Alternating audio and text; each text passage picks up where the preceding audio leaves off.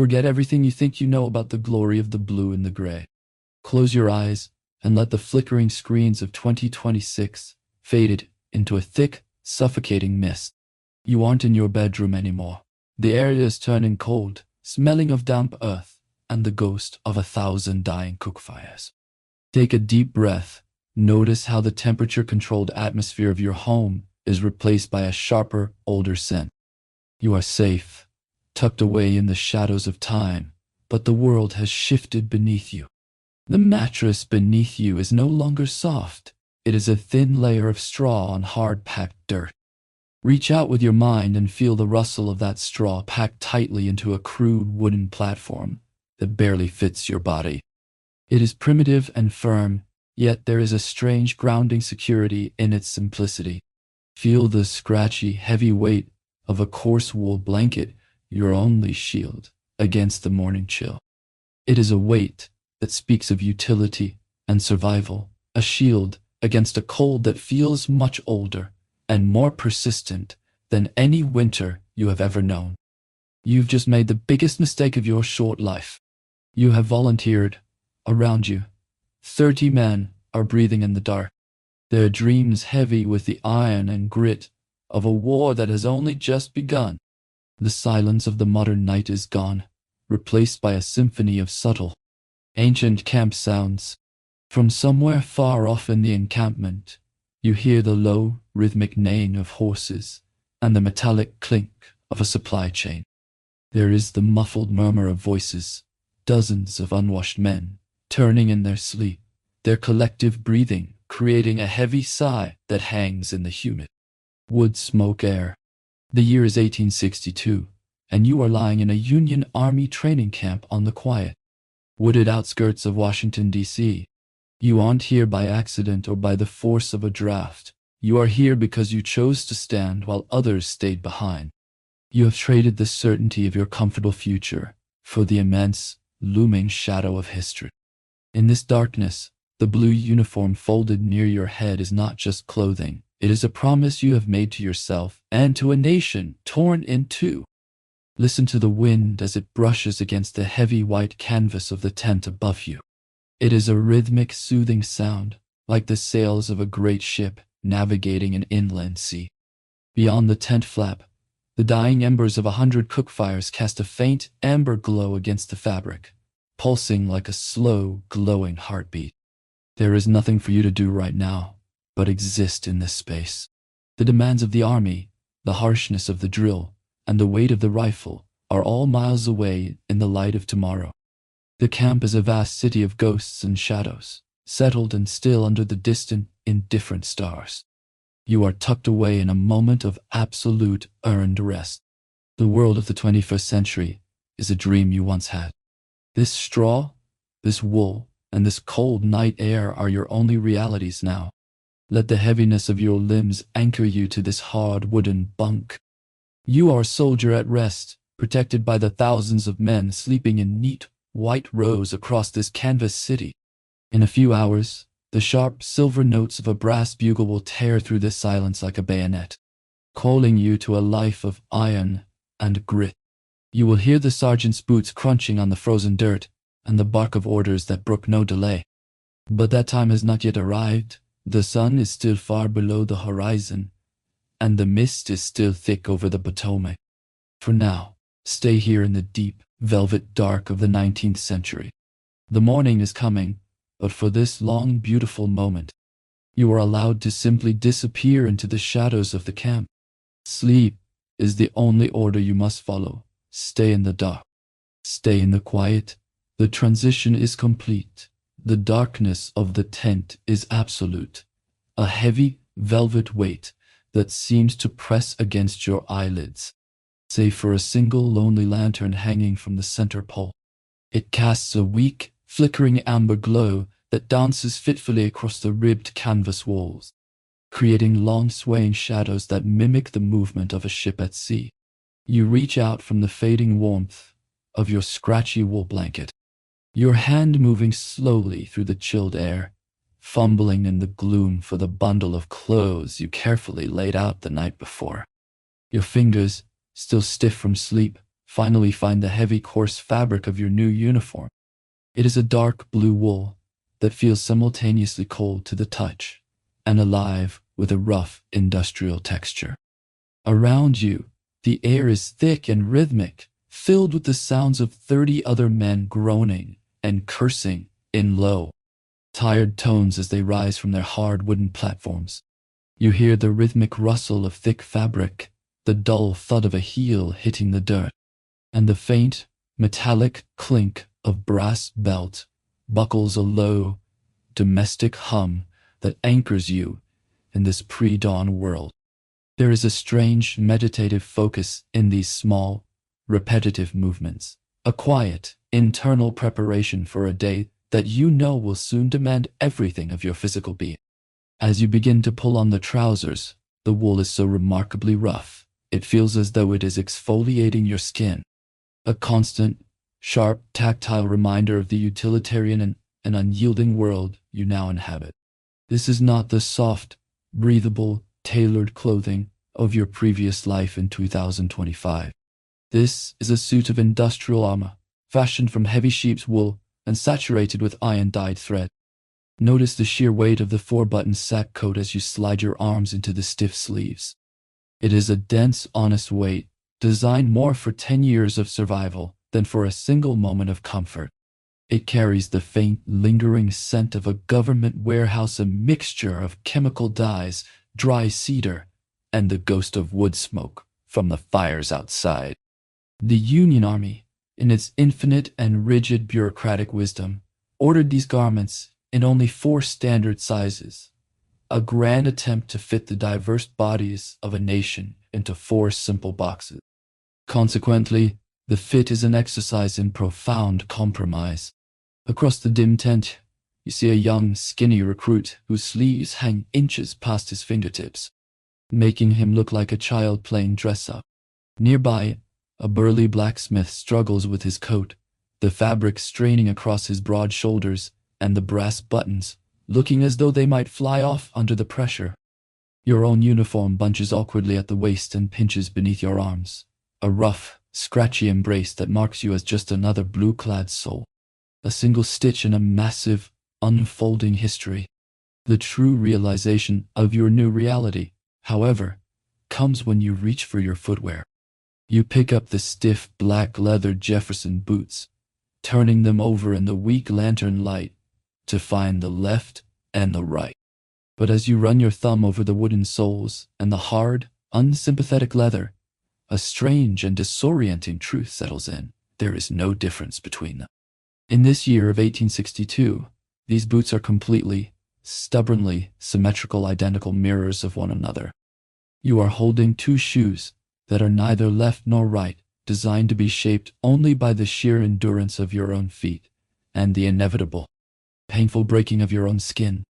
There is no modern cushioning here, no ergonomic support or arch relief, just the unyielding reality of stiff, blackened leather and iron nails driven into wood. Sit back on the edge of your wooden bunk now, and begin the slow, rhythmic ritual of lacing them up. Do not hurry. Focus entirely on the steady pull of the leather laces against your fingers, and the way the stiff collars of the boots begin to bite firmly into your ankles. It is a slow, deliberate process, a steady, grounding cadence that allows the rest of the world to fall away into the background. The groans and whispers of your tent mates become a distant, soft white noise, a blur of sound that highlights the singular, quiet task of preparing your body for the miles of Virginia dirt ahead. Tighten the knots slowly, feeling the heavy leather anchor you to the cold dirt floor of the tent.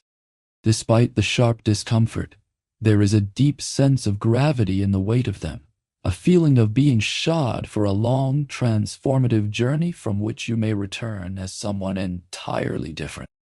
The air in the tent is growing slightly lighter, a pale, ghostly gray beginning to seep through the canvas. The sergeant's voice suddenly bellows from the company street outside, a sharp, jagged contrast to the quiet, private intimacy of the tent ordering all souls to fall in for roll call. You stand up slowly, feeling the rough wool of your trousers chafe against your thighs, and the heavy coat settle onto your frame like a permanent, familiar burden. You move toward the tent flap, your new boots clumping with a hollow, rhythmic thud on the hard-packed earth. As you reach out and pull back the heavy, damp canvas, a wall of thick, pre-dawn mist rolls in to meet you, clinging to your face like a wet veil. The air outside is even colder than within, smelling of the thousands of white tents that stretch out like a silent, frozen sea into the darkness, a vast, sleeping landscape of blue and canvas, waiting for the first touch of the sun. Step out now, out into the blue-gray silence of 1862, leaving the fading amber glow of the lantern behind, as you take your place in the ragged, shivering line of men. The world is vast, the mist is deep, and you are finally dressed for the long road ahead. The heavy gray pre-dawn mist clings to the rough, indigo wool of your coat like a damp, invisible veil as you move slowly through the silent company street, guided only by the flickering, low-burning orange glow of a dozen scattered cook fires. As you approach the designated mess area, the very air around you begins to transform, growing thick and heavy with the comforting, primal aroma of burning pine and the sharp, unmistakable scent of boiling coffee beans. There is a profound, almost ancient satisfaction in this morning ritual, a communal gathering of thousands of silent, blue-clad men before the sun has even thought to clear the dark, jagged tree line of Virginia. You stand in the ragged, shivering line, your tin plate and cup held loosely in your hand, watching the steam rise in long, rhythmic plumes that disappear into the freezing sky. The world of the 21st century, with its instantaneous meals, its bright lights, and its high-tech convenience feels like a faded, impossible dream. Here, in the cold heart of 1862, sustenance is a slow, deliberate process, a quiet moment of grace and warmth before the long, grueling labor of the day begins in earnest. You receive your simple, meager portion, a heavy ladle of salt pork swimming in its own glistening, translucent grease, and a single rock-hard square of what the men call hardtack. This simple, pale cracker, fashioned only from flour and water, is the legendary and unyielding foundation of a soldier's life. It is so dense, so fossilized by time and heat, that attempting to bite into it directly would be a fool's errand, a genuine risk to your very teeth. You find a seat on a fallen, moss-covered log near the edge of the fire, watching the older veterans out of the corner of your eye to learn the ancient, patient technique of softening this iron-like bread. You begin to crumble the square slowly into your tin cup, letting the dark, bitter liquid soak deep into the dry grain until it finally yields, transforming into a warm, heavy mush. There is a hypnotic, repetitive quality to every movement, the slow dipping of the biscuit, the careful, silent wait as the heat penetrates the center, of mechanical meditation that clears your mind of everything but the singular, primitive goal of nourishment. As you struggle with a particularly stubborn, leathery piece of salt pork, an older volunteer, a man whose face is etched with the deep lines of 100 campfires, leans toward you with a quiet, knowing smile. He points a weathered finger at the thick, glistening layer of grease pooling on your tin plate. "Save some of that salt pork fat, son," he whispers, his voice low and gravelly, barely audible over the crackle of the wood. In this harsh world of limited resources, this humble grease is a precious, multi-purpose tool. It is used to rub into the stiff leather of your boots to keep them supple against the Virginia mud, and to coat the cold iron barrel of your rifle to prevent the creeping red rot of rust. It is not just a meal. It is the very oil that keeps the machinery of your survival moving through the damp and the cold. This small shared revelation bridges the gap between your civilian past and your military necessity. A secret of the trade passed down from one survivor to another in the dim morning light. Wrap your calloused hands tightly around your warm tin cup now, feeling the intense, throbbing heat radiate through the thin metal and deep into your cold palm.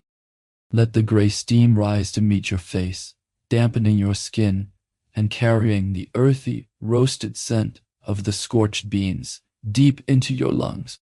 The coffee is incredibly bitter, brewed in massive, soot-covered kettles and served without the slightest luxury of milk or sugar.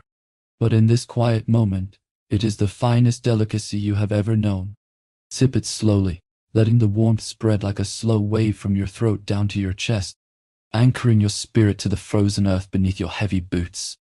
Around you, the murmur of the camp is low and rhythmic, the rhythmic clink of metal spoons against tin, the steady crackle of burning pine branches, and the soft, tired sighs of men finding a brief, safe harbor in the simple, repetitive act of eating.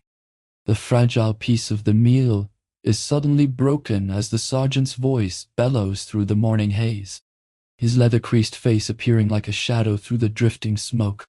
The ritual of sustenance has reached its inevitable end. The time for soft thoughts and lingering warmth is over.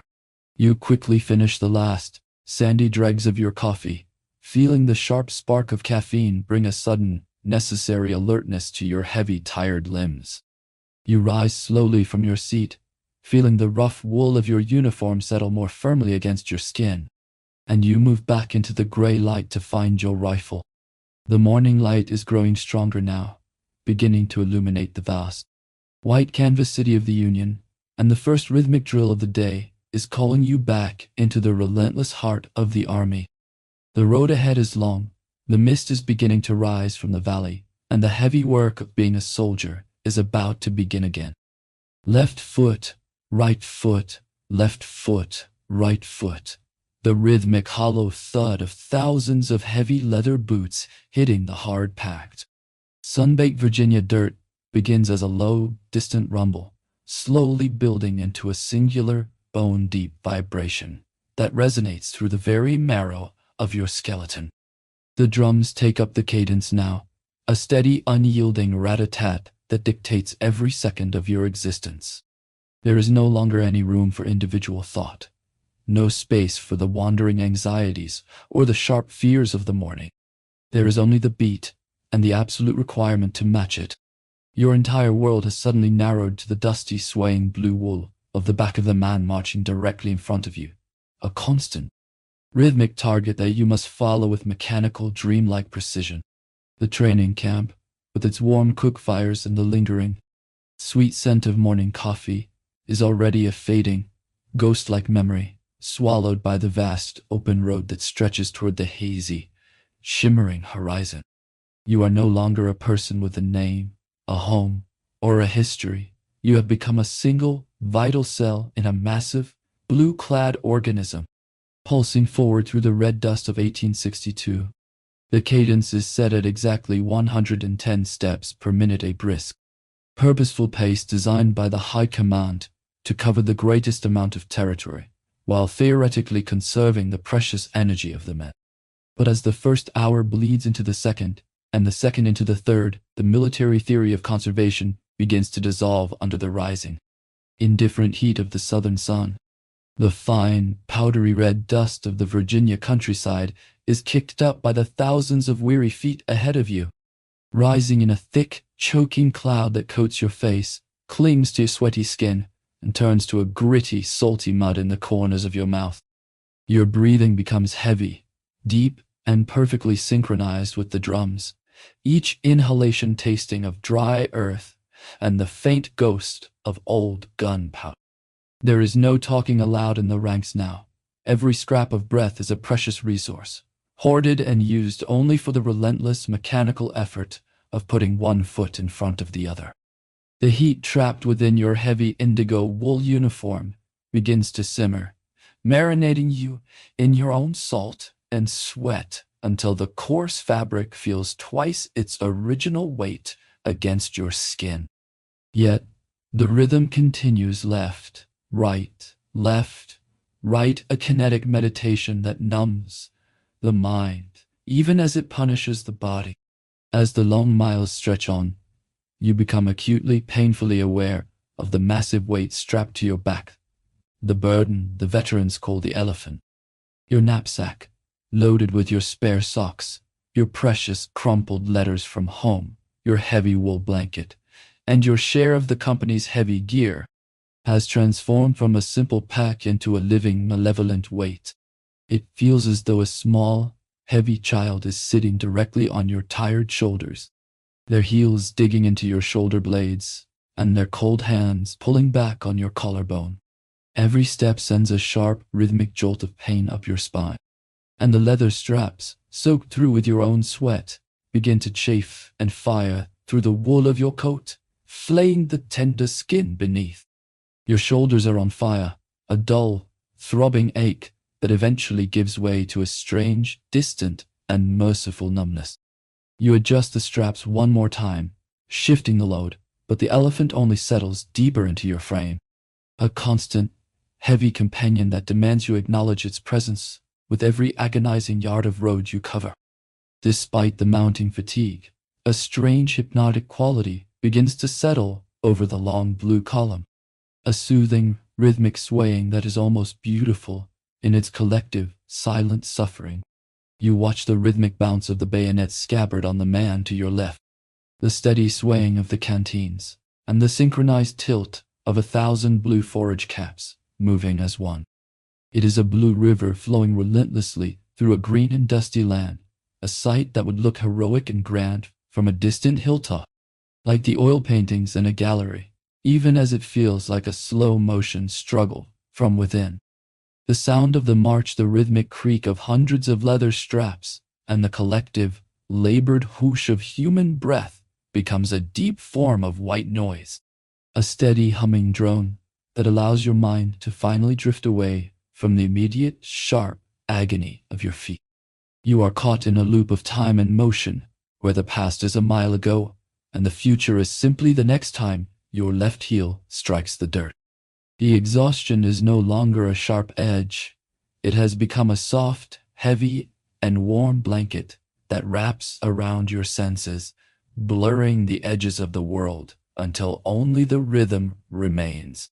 The sun has reached its burning zenith now, beating down with an intensity that parches your throat and makes your tongue feel thick, dry, and useless in your mouth. Water is a carefully rationed commodity.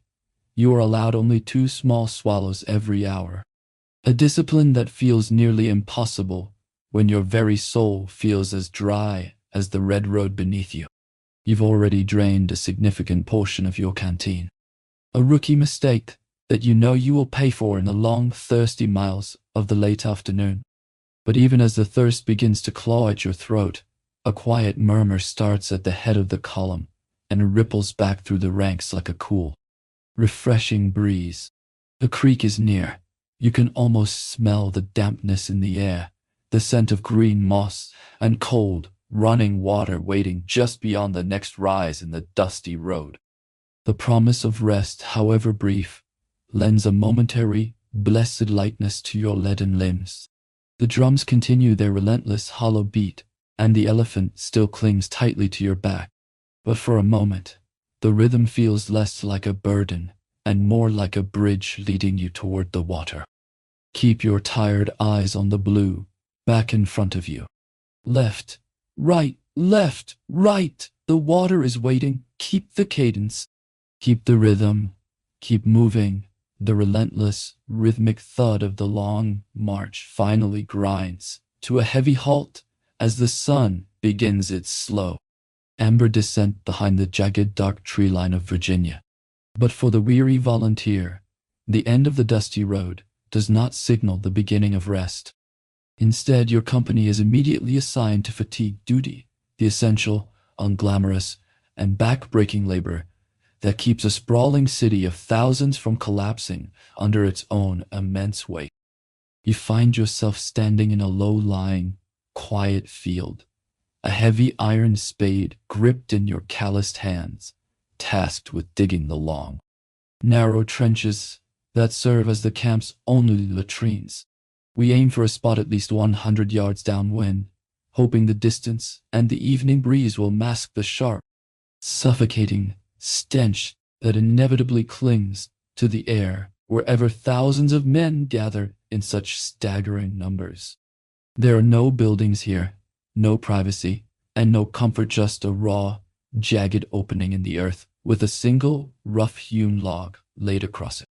As you drive the heavy shovel into the stubborn red Virginia clay, focusing entirely on the mechanical grounding motion of earth into pile, you realize that the most dangerous part of this grand war isn't necessarily waiting in a hidden rebel ambush.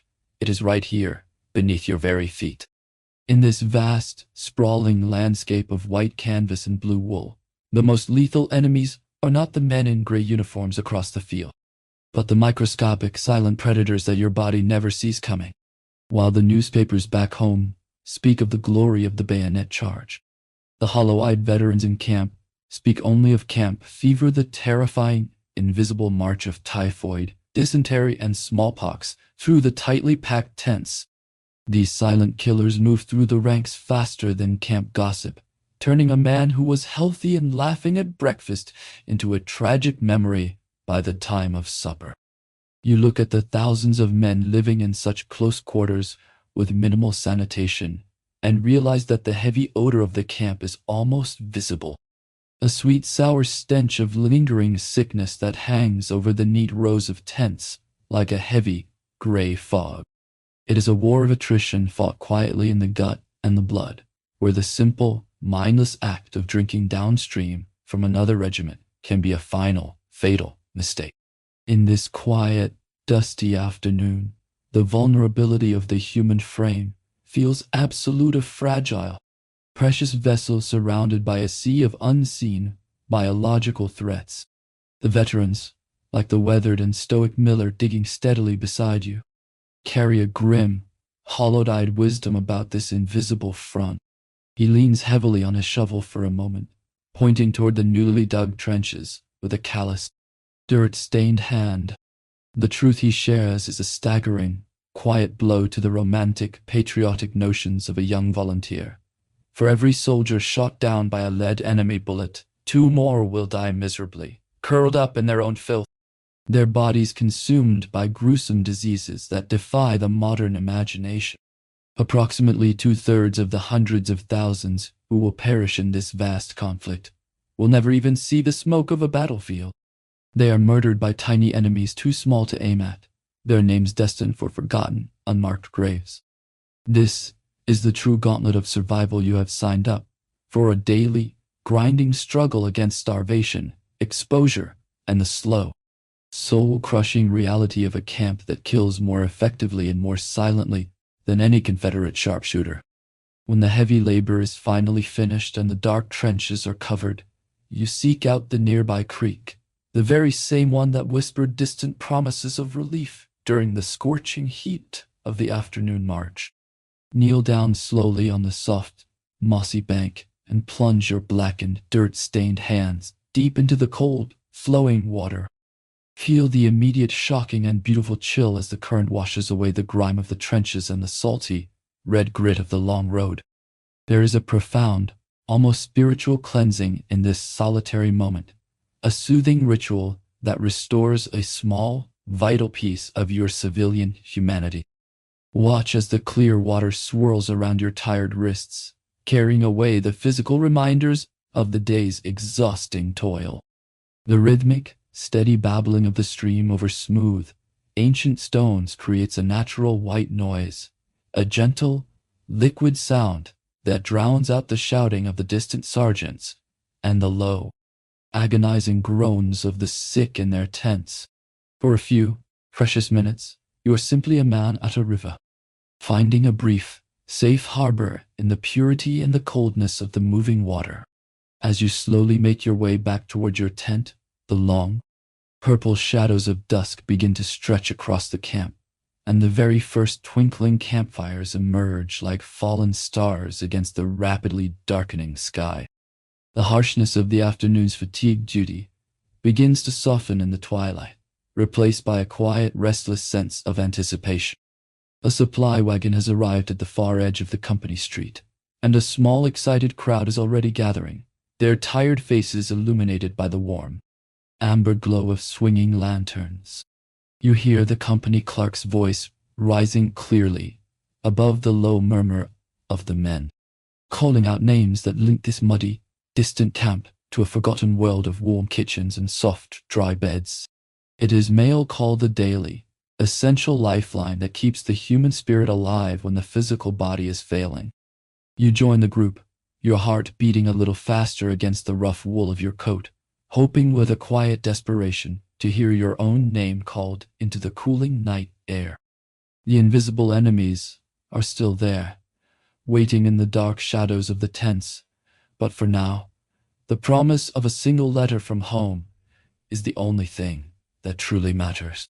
The sudden, electric announcement ripples through the quiet company street like a soft wave, shattering the weary silence of the gathering evening. Mail call! Instantly, the bone-deep, throbbing exhaustion of the long march and the heavy grime of the trenches are forgotten as a frantic yet hopeful rush begins toward the lone wooden supply wagon parked at the very edge of the camp.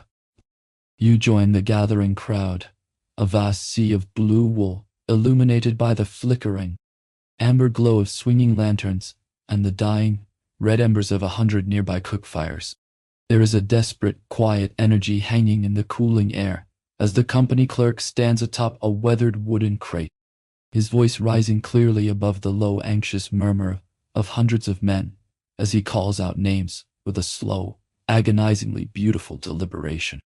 For a volunteer in 1862, this is not merely a delivery of paper and ink. It is a vital, spiritual lifeline, the only bridge remaining that connects this muddy, dangerous reality to the forgotten, golden warmth of a world left behind. When your own name is finally called, a surprising sharp pang of intense relief surges through your chest. You step forward with a beating heart to receive the thin, tattered envelope, its edges worn and softened from a long journey across state lines and through countless, rigid military checkpoints. Retreating to the small private sanctuary of your canvas tent, you strike a match and light a single, guttering candle, its fragile flame dancing fitfully against the ribbed canvas walls. As you carefully tear open the seal with trembling fingers, the unmistakable scent of home, a faint, ghostly hint of dried lavender, or perhaps the sharp iron smell of a familiar wood stove wafts from the dry pages, momentarily drowning out the heavy, lingering stench of the camp. You devour the handwritten words by the weak, yellow light, reading about the mundane, peaceful rhythms of a life that now seems like a distant, impossible dream. The slow progress of the autumn harvest, the birth of a neighbor's child, and the quiet, persistent questions about when this long war might finally reach its merciful end. In this focus, absolute silence, the war feels miles away, replaced by the deep, heavy nostalgia of a kitchen table you can almost touch and a soft bed that actually knows the unique shape of your body. However, as you look around the dim, flickering tent, you realize that mail call is a double-edged sword. A moment where the private, hidden tragedies of civilian life collide head-on with the public misery of the army. While you clutch your precious treasure, you see the unlucky ones, men who stare at the dirt floor with hollow, dry eyes, trying to hide the crushing, silent weight of their disappointment when no name was called for them. Even more haunting are the men who did receive letters, only to have their tired faces suddenly crumple in the dim candlelight. For many in these blue ranks, the mail wagon brings a unique, sharp brand of misery that no smoke-filled battlefield can match. It brings news of failed family farms, of wives who have grown tired of waiting in the silence, and of parents who have quietly passed away while their sons were practicing repetitive drills in a distant, forgotten state. You watch a soldier nearby quietly fold a thin letter and walk out into the absolute darkness, his shoulders slumped under a burden far heavier than any wooden knapsack. In this grand army, you learn quickly and painfully that life back home does not pause simply because you are wearing blue. And sometimes the silent words on a tattered page can wound more deeply and more permanently than a leaden ball. Savor the weight of your own letter for a long, quiet, and meaningful moment, reading each handwritten line 3 or 4 times until the very slant of the handwriting is burned into your resting memory. There is a profound, soothing comfort in the absolute knowledge that you are still remembered, that your name is still spoken with love in a house where the floors are dry and the air is clean. Carefully and slowly fold the thin paper back into its envelope and slide it deep into the inner breast pocket of your blue uniform, resting it directly over your beating heart. Feel the slight, sharp corners of the paper pressing gently against your chest through the rough, scratchy wool, a physical, constant anchor that reminds you exactly who you are and why you chose to stand in this long, shivering line. The rhythmic, steady breathing of your tent mates eventually settles into a low, communal hum, a soft white noise that allows you to drift into a state of quiet, melancholic peace. You are a soldier, yes, but for this one night, you are also a son, a brother, and a man who is deeply and truly loved. As you finally reach out to blow out the flickering candle, the heavy tent flap shivers in a sudden, cold gust of damp wind. The amber warmth of the mail call has already begun to dissipate, replaced by a restless, heavy energy in the atmosphere. Outside, the distant stars have been swallowed whole by a vast, encroaching darkness as heavy, iron-gray clouds begin to roll in relentlessly from the west. You can smell the sharp change in the air, the metallic ozone scent of a coming storm, and the unmistakable dampness of the earth turning to cold mud once again. The veterans look toward the dark sky with grim, practiced eyes, securing their heavy gear and tightening their wooden tent pegs against the wind. The first heavy, rhythmic drops of rain begin to tap persistently against the taut canvas above your head, a steady, soothing drumming that signals the inevitable end of this brief, emotional reprieve. The safe, dry harbor of the letter is closed, and the long, wet reality of the campaign is returning to claim you once more. Give in to the steady rhythm of the rain. Listen to the drops. The storm is finally here. The very first heavy, rhythmic drop of rain strikes the taut, white canvas of your tent with a sudden, sharp thwack, sounding like a single clear percussion note in the vast gathering silence of the Virginia night. It is followed quickly by another, and then another, until the singular strikes merge into a relentless, steady drumming that vibrates through the very wooden poles of your humble shelter. In the absolute, velvet darkness of the camp, this sound becomes your entire world, a rhythmic, liquid white noise that effectively isolates your small tent from the thousands of others stretching across the vast, muddy plain. The amber warmth of the earlier mail call is now a distant, fading memory, replaced by the cool, damp reality of a world slowly turning to water. There is a strange, paradoxical comfort in this confinement, though the storm outside is fierce and the night is bitingly cold. You are safely tucked away beneath a heavy layer of canvas, listening to the primal power of nature as it reclaims the dusty, red roads of the afternoon. As the long hours of the night pass in a blur of sound, the steady, driving downpour inevitably finds every invisible seam and every microscopic weakness in the heavy, weathered canvas. Small rhythmic leaks begin to appear, the water dripping with a slow, hypnotic regularity onto the very edge of your straw-filled bunk and the cold, hard-packed dirt floor. Outside, the previously dusty paths between the tents, the very veins of the camp transform rapidly into deep, treacherous mud slicks that swallow heavy leather boots and bog down the massive supply wagons. Inside the cramped tent, the air grows thick and heavy with the unmistakable pungent scent of wet wool as 30 damp uniforms begin to dry in the stagnant, quiet humidity. It is a smell of shared, silent hardship, of unwashed bodies and damp, ancient earth. You are huddled together, a small, weary tribe of blue-clad men, sharing the same damp air, the same rhythmic lullaby of the winter storm, finding a quiet, unspoken strength in the collective endurance of the soaking. By the time the gray, watery dawn finally breaks over the horizon, the camp is unrecognizable, transformed into a vast shimmering quagmire of ankle-deep muck. You slosh slowly through the heavy mud toward the drill field, your once bright blue uniform now splattered and dulled by the dark, heavy earth of Virginia. It is a sight that would make any civilian at home despair, but the weathered, hollow-eyed veterans look upon the filth with a grim, practical appreciation. As you attempt to wipe the thick muck from your coat, an older sergeant stops you, his voice low and gravelly through the falling rain. He explains a vital secret born of hard-won experience. This thick, dulling mud is actually a silent, faithful defender. It coats the shiny, brass buttons of your uniform, the very things that act as perfect, gleaming targets for rebel sharpshooters in the midday sun. In the hard logic of the front lines, to be clean is to be seen, but to be covered in the dark earth is to be camouflaged and protected by the very land you are fighting so hard to hold.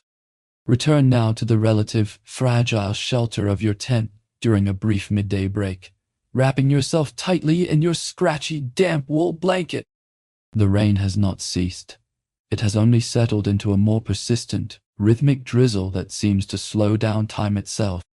Listen closely to the steady, muffled drumming above your head, a sound so constant it begins to drown out the distant, low rumble of artillery and the sharp, jagged shouts of the officers. There is nothing for you to do in this solitary moment but exist, huddled in the small, dry center of your private world while the entire landscape dissolves around you. Feel the heavy, soothing weight of the damp wool against your tired shoulders, a burden that is also a necessary shield. The deep exhaustion of the previous day's long marches begins to seep out of your aching muscles, replaced by a deep, hollowed-eyed calm. You are a part of the earth now, enduring the same rain as the ancient trees and the silent stones, waiting with a soldier's patient, rhythmic silence for the storm to finally pass. But even as the heavy rain begins to finally taper off into a fine, silver mist, the fragile peace of the camp is once again shattered. The drums do not beat the usual rhythmic call for evening mess. Instead, a new, more urgent and jagged rhythm takes hold, the long, sharp roll of an assembly call. Orders are rippling through the tents like a current, passed from man to man, with a sudden, tense energy that cuts through the lethargy of the soaking. The tactical pause is over, and the generals have seen a narrow window of opportunity in the shifting clouds. You reach for your heavy mud-stained knapsack and your oiled rifle, feeling the sudden, sharp surge of adrenaline mask, the deep ache in your joints. We are no longer waiting for the weather to clear. We are moving south, toward the Rappahannock, toward the gray smoke, and toward the front lines where the true, final test of your endurance awaits. The rain has washed away the very last traces of your civilian life. Now, only the soldier remains.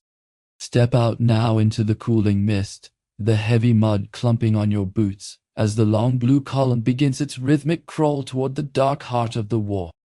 The heavy silver mist of the Virginia morning begins to swirl lazily around your knees, as the entire regiment settles into a tense, expectant silence. The rhythmic drums of the march have finally ceased, replaced now by the low, metallic clicking of thousands of iron hammers being pulled back slowly to half-cock. You reach down and touch the cold, dark walnut stock of your Springfield rifled musket, feeling the solid, honest weight of the weapon that has, over these long weeks, become a permanent extension of your own body. In the hard-won, quiet wisdom of the camp, the older veterans have taught you a singular, vital truth. Your rifle is your wife now. You must care for it with a quiet devotion that borders on the sacred, protecting its delicate mechanism from the creeping red rot of rust and the clogging, abrasive grit of the Virginia roads. You clean it meticulously when it is dirty. You oil its intricate lock when the air is dry. And you shield its long barrel from the driving rain with your own tired body if necessary. Because when the gray smoke finally rises over the fields and the screaming begins, a fouled or neglected rifle is not just a useless piece of iron, it is a silent death sentence, and that sentence is yours to bear. There is a deep, mechanical calm that descends over your spirit as you begin the meticulous, multi-step process of loading. A ritual that has been drilled into your muscle memory until it requires no conscious thought at all. Reach back into your heavy leather cartridge box and draw out a single paper-wrapped cylinder.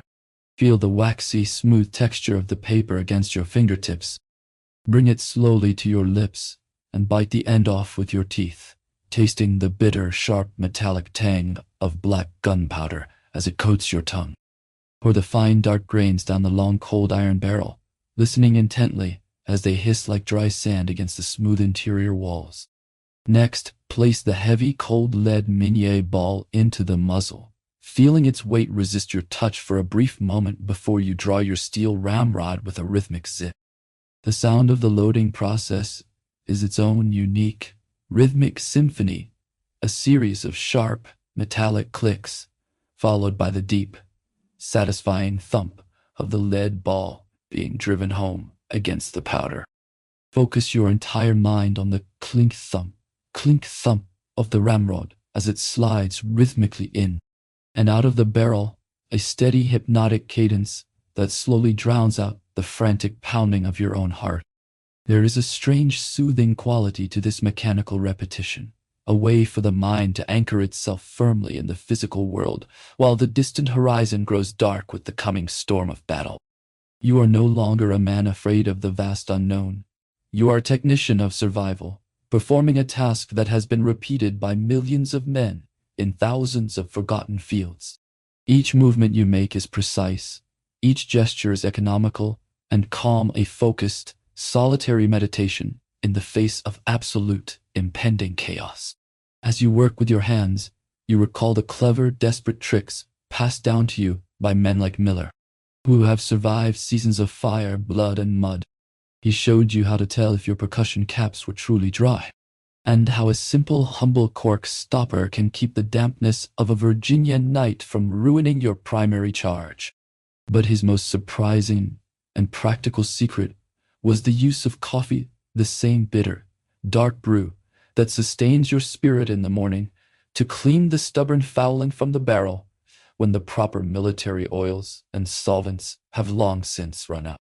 In this army, you learn to adapt with grace, or you perish. You learn that the very same bean that wakes your tired eyes in the morning can be the very thing that ensures your weapon fires true when the sun finally reaches its burning zenith. It is a strange world of grim, quiet ingenuity, where every meager resource is stretched to its absolute limit to keep the heavy machinery of war from grinding to a sudden halt. The rhythmic process is nearly complete now. You return the steel ramrod to its narrow channel with a final, echoing snick and reach for a small copper percussion cap from your pouch. Place it carefully and firmly onto the cone, feeling the delicate, metallic click as it seats itself, ready to spark the lightning hidden deep within the iron barrel. The rifle is now a live thing, heavy, potent, and breathing in your hands, waiting for the singular command that will release its stored power. Around you, the morning mist is finally beginning to burn away, revealing a dark tree line half a mile distant where a thin, charcoal gray smudge of smoke is starting to rise lazily into the pale, indifferent sky.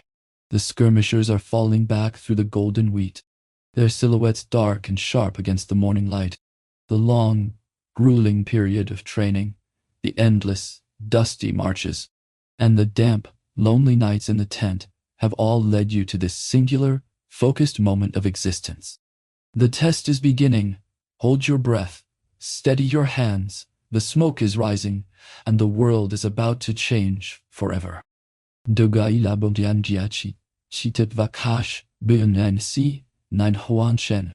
Dobaila, shatung, tach, tate, en itevi, fika, wachian tro, en dogshi, tron, an ech, detshe, lam entita, gachidetshida. Von I, Dichzel Orca Po. Wanda. Dagangia Vazusan. Evaluation. Sovei Kashbe Dangiesi. Kashbe Nyafote. Trevinchla. Ahoa. BLC. Krachbe Jesi Tuptron Vagotin Lahet. Sheahan Lon. Vakachi Tet. Gaius S. Sitot. Bian mi chuan chong tam zang cim jax zecho and mui lu hun va trang tai 1,000 yard step.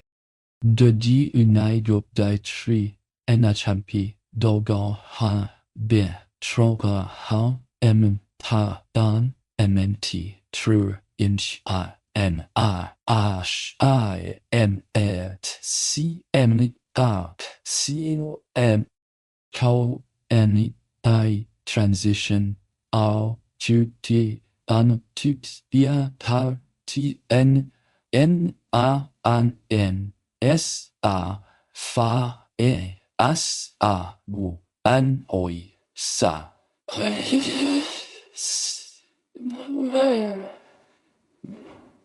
Song Gajachi badim yu kashbe munjiansi kokwanio handogdong kachtinekai tang adrenalin bni doga thai da be ankasimo tiva amtan b bo on de boop anjhat the nhdp the don de lt da dnhn jando punta jupunuanch onke gut beha burde dai ki ti dogama r a ne tiga katstogom moti s a o s a inan koi was in elan on ca hohang hon don ch ans et a I 9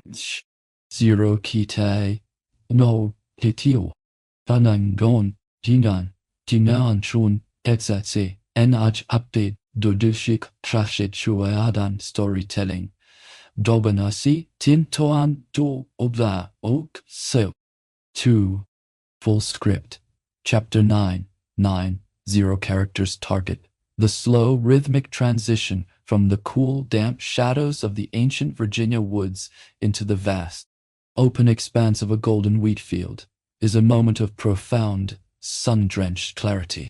The wheat, tall and swaying gently in the early light, reaches your knees, a shimmering sea of amber that looks momentarily peaceful before the first distant, hollow crack of rifles shatters the fragile illusion.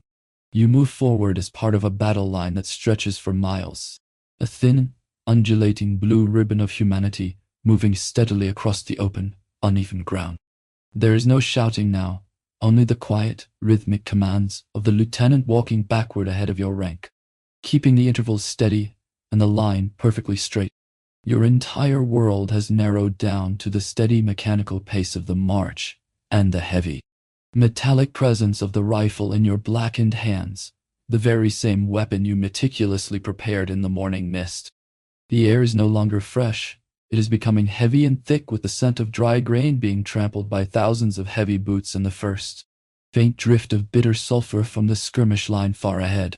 The fragile peace of the golden field is obliterated by a sudden, high-pitched and rhythmic shrieking in the air far above your head, a sound like the violent tearing of silk that ends in a solid, terrifying thump as an artillery shell strikes the soft earth nearby. You feel the ground vibrate deeply through the soles of your leather boots. But the long line does not break. It simply parts and closes again, driven by a collective, mechanical momentum that requires no thought. Then the sound changes. You hear a new, terrifying noise, a distinctive, low-frequency whine passing dangerously close by your ears. The sound of menschdamwals, which the older veterans describe as the persistent buzzing of angry bees. Each sharp zip and dull thud against the earth is a constant reminder of the unseen, lethal storms surrounding you.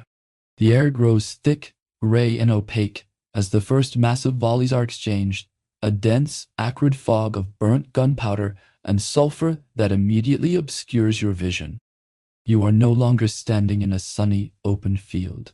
You are trapped in a muted gray world where the sun is merely a pale, sickly disk, and the only remaining reality is the rhythmic load.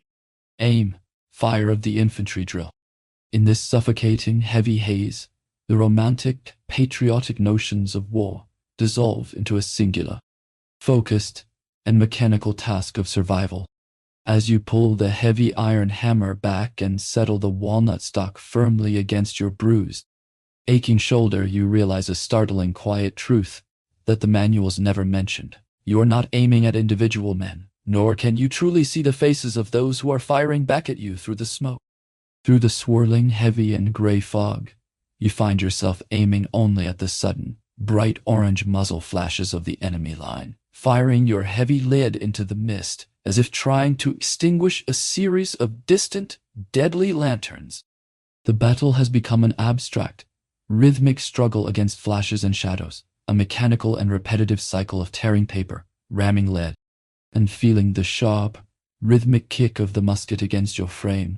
Your hands are blackened with powder, your ears are ringing with a constant, dull, and heavy roar, and your mind has slowly retreated into a state of hollowed-eyed detachment, the famous 1,000-yard stare that protects the human spirit from the immediate sensory assault of the killing field. The intensity of the struggle reaches a fever pitch as a high, wailing cry, the legendary rebel yell, rises above the constant din. A sound that sends a sudden, sharp chill down your spine despite the sweltering heat. The gray-clad figures emerge from the thick smoke like avenging, ghostly shapes, and for a few frantic, blurred minutes, the neat, rhythmic formations dissolve into chaotic, individual struggles. You swing your heavy rifle. You move with a desperate, animal instinct that leaves no room for fear, reflection, or thought. And then, as quickly as the violent storm broke over the wheat, it begins to slowly recede. The yelling fades into the distance. The gray lines retreat back toward the safety of the dark trees, and the frantic pace of the firing slows to a sporadic, distant, and rhythmic popping. You find yourself standing alone in the trampled, red-stained wheat, your lungs burning from the acrid sulfur, and your limbs trembling with a sudden, heavy, and profound release of adrenaline. The world is quiet again, but it is a heavy, unnatural, and liquid silence, broken only by the low, rhythmic moans of the wounded and the steady, distant creak of stretcher-bearers moving through the tall grain. As the sun finally begins to set, casting long, purple, and soothing shadows across the shattered field, the high-pitched ringing in your tired ears slowly begins to fade away, replaced by the deep, soothing silence of the Virginia dusk. The acrid fog of gunpowder is carried away by a cool, refreshing evening breeze, revealing the very first stars beginning to twinkle over the dark horizon. You establish a hasty, quiet camp near the very field where you fought, the golden wheat now acting as a dark, protective blanket around your weary position. There is no energy left for shouting or celebration. There is only a profound, bone-deep relief in the simple, repetitive act of sitting down on the earth. You chew mechanically on a small piece of hardtack, the tasteless cracker feeling like a profound luxury in the absolute quiet of the night. You have seen the very worst the war can throw at you, and you have survived to see the moon rise over the tree line. The day's fighting has left you hollowed out, silent, and still, but within that heavy silence, a new sense of purpose begins to slowly form in your mind. You look at the men resting around you, Miller, Thomas, and the others who have stood the test, and feel a bond that requires no words. A shared history forged forever in the smoke and the grain. The campaign will undoubtedly continue, and the long road will stretch on. But for tonight, the rifles are stacked, and the cookfires are low. You have passed through the fog, and on the other side, you find the strange, quiet necessity of building something lasting in a world of absolute destruction. As you finally close your eyes against the hard, rhythmic Virginia earth, the memories of the battle begin to blur into the soothing, rhythmic sounds of the camp. Tomorrow, we will march again, moving toward the shelter and the peace of the coming season. We have survived the fire, and now we will survive the frost, building our sturdy winter homes in the heart of this wild, wounded land. Sleep now, for the field is perfectly still, and the stars are watching over the blue line. The very first, fragile snowflake falls in absolute silence, a tiny white flag of surrender, drifting slowly through the iron-gray Virginia sky to melt instantly against your warm, salt-stained palm. It is November 1862, and the long, grueling, and bloody campaign season has finally reached its inevitable end, as both massive armies seek a desperate, quiet refuge from the encroaching and bitter winter. For the next few long months, the terrifying, jagged roar of the battlefield will give way to a different kind of struggle, a quiet, rhythmic, and persistent fight against the biting cold and the creeping, heavy despair of isolation. Your regiment has established its permanent winter quarters near Falmouth, and the entire frozen landscape has transformed into a massive, bustling construction site. Teams of weary men are moving steadily through the nearby dark forests, the air filled with the rhythmic, satisfying thwack of axes and the steady, long shush of saws as you begin to build actual, sturdy shelters, moving far beyond the fragile, thin protection of your canvas tent. There is a profound, grounding satisfaction in this heavy labor, a return to the most basic human necessity of creating a safe home from the raw, honest materials of the earth. Following the experienced, quiet direction of veterans like the stoic Miller, your small squad begins the methodical, slow process of constructing your own private winter nest. You start by digging a deep, rectangular pit into the frozen, stubborn soil, a space roughly 18 inches deep, 4 feet wide, and 8 feet long. As you drive your borrowed heavy spade into the resistant ground, Miller explains the quiet, vital science of winter survival. Digging deeper into the earth keeps you significantly warmer, because the heat naturally rises while the heavy, killing cold always drops into the lowest hollows. By sinking your floor well below the ground level, you are creating a natural, warm thermal pocket, using the very earth itself as a thick insulator against the biting north wind. Around the subterranean foundation, you begin to raise sturdy walls of pine logs, carefully and slowly notching them at the corners so they fit snugly and perfectly together, like the intertwined fingers of two hands. Your own hands, once soft and pale from a civilian life of pens and paper, are now calloused, cracked, and remarkably strong, moving with a mechanical, quiet efficiency you never imagined possible. The physical work is slow and incredibly demanding, especially with the very limited tools available in a sprawling military camp.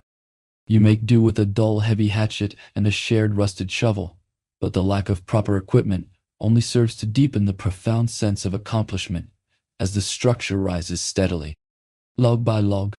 Once the walls stand about 6 feet high, you begin the delicate, rhythmic task of packing every single gap between the logs with a thick, primitive mortar made of local clay soil and cold water.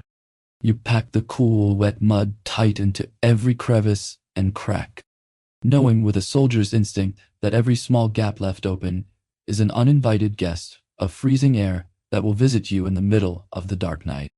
The most precarious part of the entire design is the chimney, a structure born purely of necessity and quiet prayer. With no bricks to be found anywhere, you build a sturdy base of local river stones and extend it upward with a crude wooden frame heavily lined with thick, protective layers of wet, red clay. It is a humble, dangerous chimney, but it is the very heart of your home, the glowing promise of heat in a world made of ice. By the time the first true, heavy winter storm descends upon the valley, your small hut is complete, a sturdy, 4 by 8 foot sanctuary that smells beautifully of fresh pine and damp, ancient earth. You salvage weathered boards from discarded hardtack boxes to create a crude but effective door, hanging it on hinges made of scrap leather to keep the howling, freezing wind at bay. Inside, the space is undeniably cramped and perhaps perpetually smoky, yet compared to the open bivouacs and thin tents of the long summer, it feels like a palace of impossible radiant luxury. You have built yourself a true home in the middle of a vast war, a private, quiet world where the rigid rules of the army feel momentarily distant and small. You settle slowly onto your straw bunk, watching the soft orange light of the fire dance rhythmically against the clay-lined walls, feeling the deep, throbbing ache in your tired muscles begin to dissolve in the radiating warmth. The snow may pile in deep drifts that reach the eaves outside, and the wind may scream with fury around the stone chimney. But here, inside your small nest, you are safe, dry, and hidden from the storm. As the small fire settles into a steady, rhythmic, and soothing crackle, a deep sense of cozy resilience fills the cramped room. You share this intimate space with Miller, Thomas, and young Jenkins, 4 men whose disparate lives have been woven tightly together by the shared warmth of the fire and the shared memory of fear.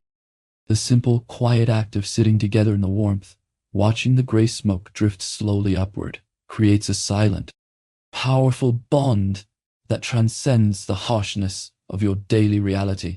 The ultimate challenge of winter quarters, however, is not the biting cold or the physical construction. It is the endless, heavy, and stagnant hours of unstructured time that follow, with no more battles to fight and no more long, dusty marches to endure. The massive army settles into a strange, quiet routine where boredom itself becomes a lethal enemy of the human spirit. The mind, if left with absolutely nothing to chew on but itself, can turn against a man faster than any rebel bullet. As the darkness deepens and the heavy snow continues to fall silently outside your sturdy door, the quiet of the hut begins to feel heavy. It is time to fill the air with something other than the lonely sound of the wind. It is time for the long stories to finally begin. The winter wind howls with a relentless, mournful hunger outside the heavy log and clay walls of your sturdy winter hut. But inside, the entire world has narrowed down to the soft, rhythmic pulsing of the dying orange embers.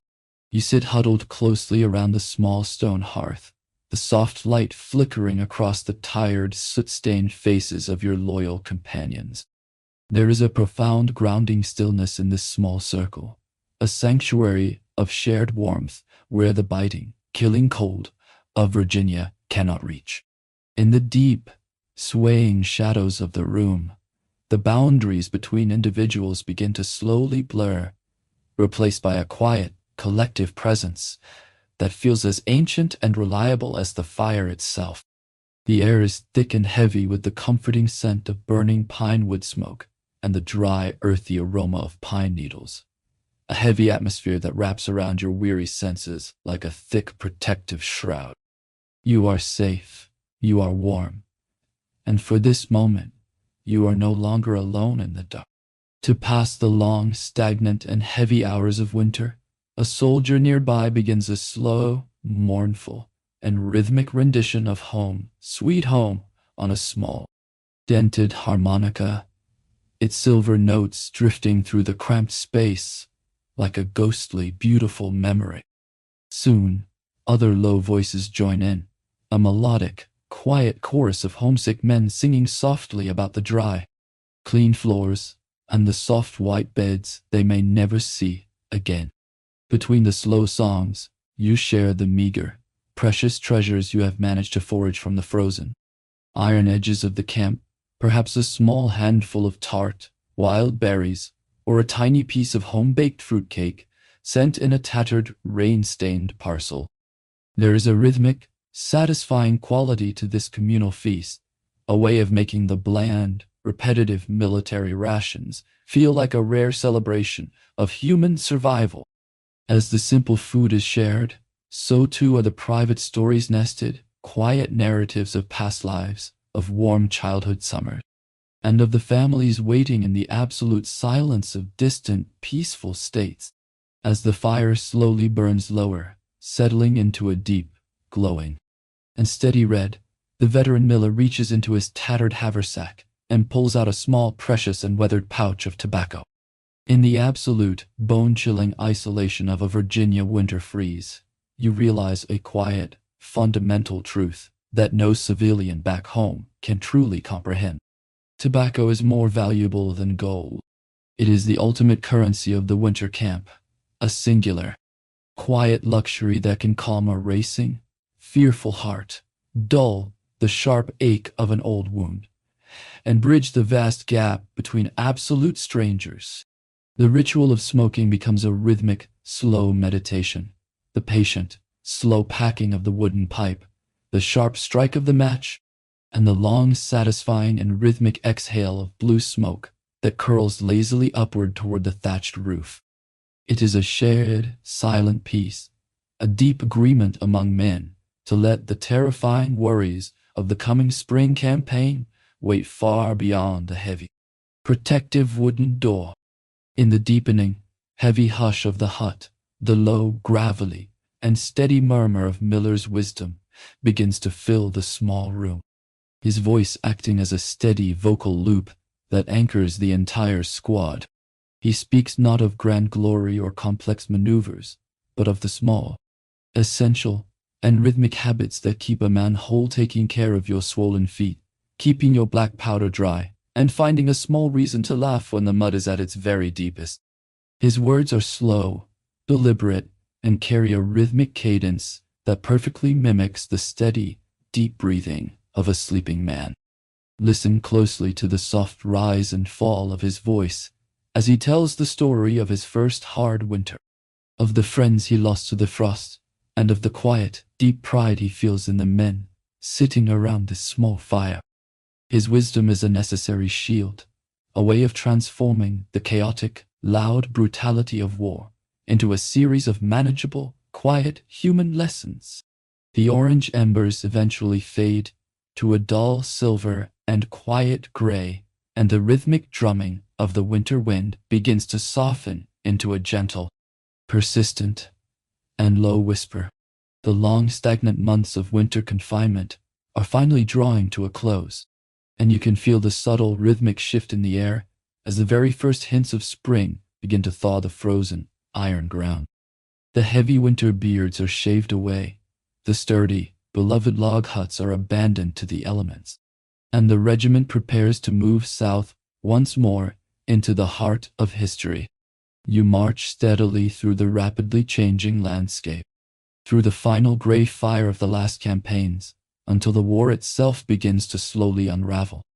One quiet afternoon, under a clear, bright May sky, the captain calls your name, not for a drill, but for a final, honorable and rhythmic discharge. The long, long journey is ending. The soldier is slowly becoming a civilian once more. Close your tired eyes now and listen to the very final crackle of the wood. The spring has finally arrived, and the long road home is finally, beautifully open. The final official act of your long, grueling, and transformative journey takes place in a quiet, sunlit office in Washington, D.C., where the rhythmic scratching of a clerk's heavy pen finally replaces the rhythmic roll of the battlefield drums. You stand before a weathered wooden desk, your hand trembling slightly from the phantom weight of the rifle. As you sign the heavy document that acknowledges your final pay and officially terminates your long service to the government. With that single, simple, and silent stroke of ink, the soldier identity you have inhabited for 3 long years is formally and permanently dissolved. On paper, at least, you are a civilian once again, a free soul among the living. You receive your final payment, a humble, jingling sum of $103.40, representing your final pay. Clothing allowance and travel stipend combined. It is a modest, quiet reward for 3 long years of fire, blood, and mud. But as you carefully tuck the official discharge paper into your inner pocket, the heavy, invisible weight of military duty begins to slowly, beautifully lift from your weary shoulders. The long train journey home is a disorienting, rhythmic passage through a vast, scarred landscape that is only just beginning the slow, painful process of healing. As you gaze through the soot-streaked glass window, you see burned-out farmhouses and trampled fields where nature is already beginning the slow work of reclamation with fresh green grass and tiny wildflower. The rhythmic, steady clack-clack of the heavy train wheels on the iron tracks creates a new kind of mechanical white noise. a steady lullaby that carries you further and further away from the black smoke of Petersburg and the cold mud of Falma. You notice the other passengers, the civilians who look at your worn, indigo blue uniform with a mixture of profound gratitude and a lingering, quiet unease. An elderly veteran of both the Mexican and the Civil Wars sits beside you for a time, sharing a quiet, knowing silence that requires no complex explanation. He understands better than anyone that the war does not truly end when the ink on the papers is dry. As the train slowly pulls into your small, familiar hometown station, a profound and quiet realization settles over your spirit. You scan the familiar green horizon and the new simple monument standing near the platform, recognizing the etched names of local boys who will never make this final journey home. You shoulder your heavy knapsack, its weight now familiar, grounding and almost comforting, and begin the final mile-long walk toward your family's clapboard house. The town seems simultaneously unchanged and yet utterly, profoundly different, a strange double vision of what it was in your fading memory and what it has become in this new reality. You see young children playing in the dirt streets without fear, and women hanging white laundry in the afternoon sun, activities that now seem almost miraculous and alien in their peaceful simplicity. You realize with a heavy and quiet heart that you are no longer the eager, naive boy who left this station in 1862. That person is gone forever, replaced by a man who has seen the elephant and survived the fire. The final turn in the dusty road reveals the sagging porch and the crooked, familiar chimney of your family home. The sight brings a sudden, sharp, and beautiful lump to your throat, a profound sense of arrival that washes away the very last lingering tensions of the campaign. You see the thin, steady curl of blue smoke rising from the kitchen, and as you approach the wooden door, the unmistakable, heavy aroma of a home-cooked meal wafts through the screen, a scent of cinnamon and roasting meat that feels like the ultimate final sanctuary. Your mother emerges, her eyes shading against the bright sun, and for a long, beautiful, and silent moment, time stands perfectly still. The embrace is stiff and strange at first, then absolute, as the coldness of the army finally melts away in the warmth of her recognition. You are home, tucked away from the storm at last, in a house where the floors are dry and the air is clean. That evening, as the purple shadows lengthen and the old house settles into a quiet, rhythmic peace, you sit on the wooden porch with Catherine, the neighbor's daughter whose thin letters were your only lifeline in the dark. She does not ask for loud war stories or heroic hollow tales. She simply sits beside you in the cooling air, allowing the long silence to exist without the need to fill it with noise. She accepts the man you have become, the scars, the nightmares, and the quietness, offering a partnership that is not defined by the war, but strengthened by the shared survival of it. As you watch the stars begin to twinkle over the quiet, dark fields, you realize that the greatest march of your life is only just beginning. You reach out and take her warm hand, feeling the peace of the present moment anchor you to the earth. You are walking together into a future that is finally, beautifully, and forever your own. Close your tired eyes and breathe in the scent of the evening. The war is over, and the peace is finally here. You stand now on the weathered wooden planks of the porch. The same stars that once witnessed the thick smoke of the wilderness and the cold, driving rain of the Rappahannock now watching over a silent, peaceful world. The vast, velvet sky of 1865 is the very same one that stretches over you today, an eternal, shimmering canopy that has seen the rise and fall of great empires and the quiet, rhythmic breathing of a million tired soldiers. The air is cool and perfectly still, carrying only the faint, sweet scent of damp earth and the distant, rhythmic chirping of crickets in the tall grass. There is a profound philosophical weight in this solitary moment, a slow realization that the long, dusty road you have traveled is not just a journey through a paper map, but a journey through the very core of what it truly means to be human. The heavy, scratchy wool of the uniform is gone, replaced by the soft, familiar touch of civilian clothes, yet the hard lessons of the long march remain etched forever into the very marrow of your bones. In the absolute quiet of the night, the low, gravelly voice of Miller echoes one final, beautiful time in the deep chambers of your memory, a steady and comforting vocal loop that anchors your spirit to the present.